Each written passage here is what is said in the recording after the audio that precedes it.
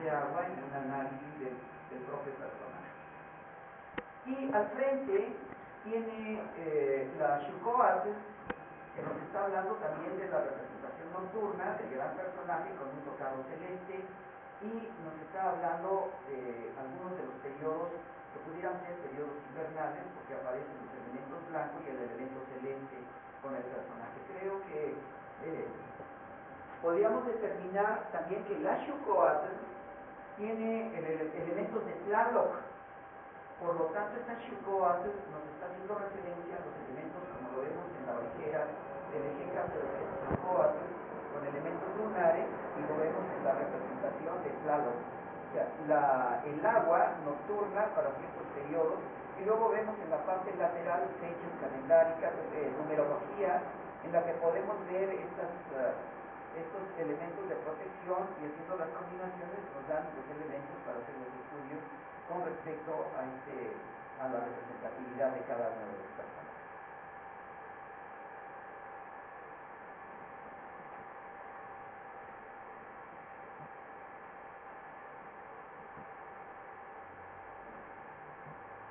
Yo creo que los análisis aún todavía de algunos de los documentos para nosotros son muy interesantes, porque los principios de los que estuvieron estudiándolos allá por los años 30, 50, pues nos dejaron una visión muy particular dentro de las observaciones, sobre todo de Edward Teller y el maestro Caso, que empezó a hacer estos elementos connotativos denotativos. En algunos elementos del Códice Borgia, sobre todo en la parte inferior de uno de ellos, aparece este Ejecatl de Quetzalcóatl con un tocado, con escuina, con ojo celeste, nuevamente la mano equinovaro,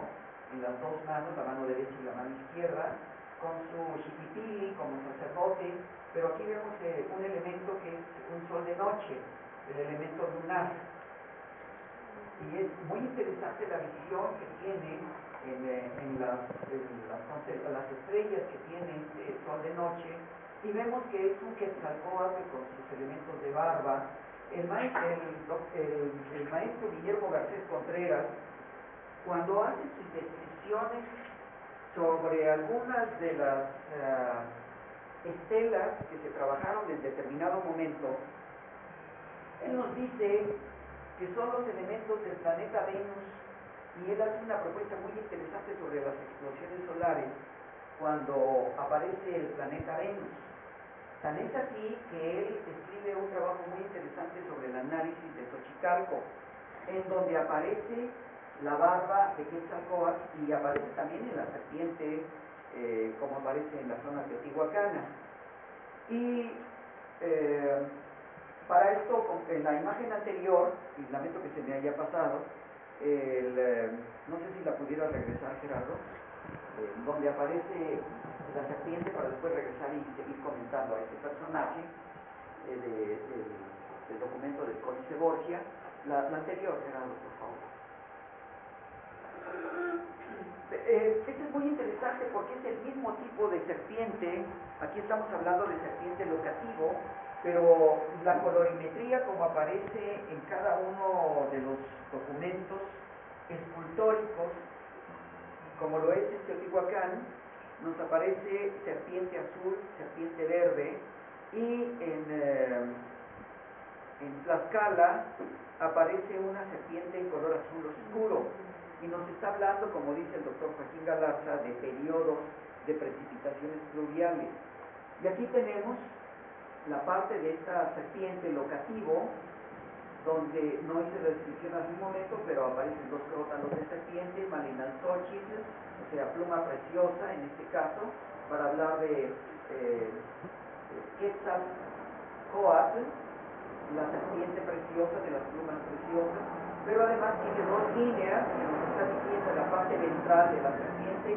y se me había pasado a hacer el comentario de esta serpiente donde aparece que se está devorando al personaje en el cingo, la mitad del cuerpo, que es el locativo. Lo interesante de ello es que este es Ostok, y esta es la representación simbólica de la representación de la zona teotihuacana.